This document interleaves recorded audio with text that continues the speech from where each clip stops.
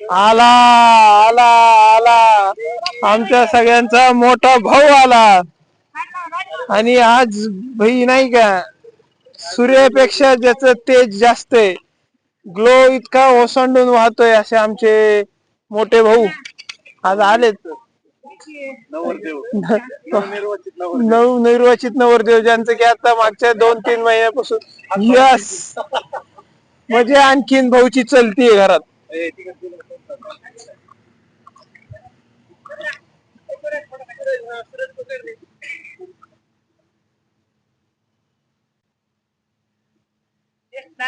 ज्येष्ठ नागरिकांच्या हस्ते झाड लावताना नाही, व्हिडिओ पण घेतलाय आणि फोटो पण घेतलाय. मोठं भाऊ तुम्ही कसं काय आले पण आज?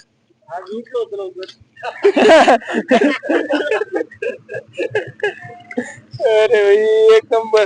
आणि इकडचा स्पॉट कोणी सांगितलं तुम्हाला? वा एक नंबर. म्हणजे गुरुदेवजी बरेच बोलत होते, हॅलो हा ते हे होते का? एक नंबर.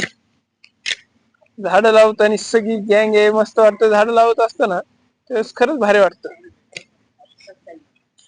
आज कोई नाही रोक सकता इसको, कारण की याचा गेल्या मागच्या महिन्यापासून 1 महिन्याचा कोटा शिल्लक आहे कामाचा.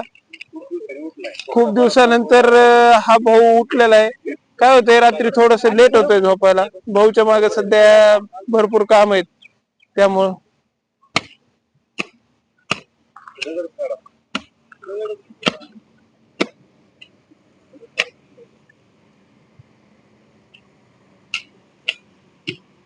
महामुनी सर स्वच्छता.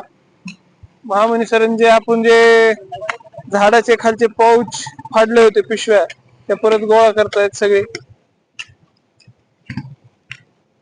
हे व्यक्तिमत्व असं आहे ना की शब्द नाही आहेत माझ्याकडे, आणि यांना 1 आणि 2 मिनिटात नाही घेता येणार.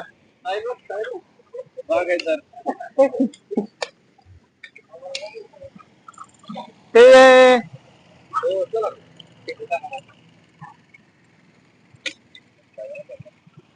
आमचा मोठा भाऊ जरी पेशाने आर्किटेक्चर, काय आहे सर हे? आर्किटेक्चर इंटेरियर जरी असला तरी त्यांनी आपल्या निसर्गाशी, आपल्या शेतीशी जी नाळ जोपासून ठेवली आहे, ती खरंच वाखिण्याजोग्य आहे.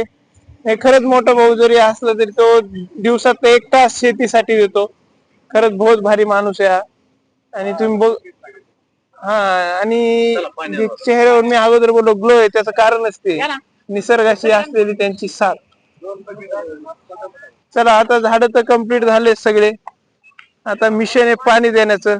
ते थोडस रिस्की आहे, कारण की इथं पाण्याची काही व्यवस्था नाहीये जवळ. पण करू काहीतरी, कारण की आज पाणी देणं गरजेचं आहे.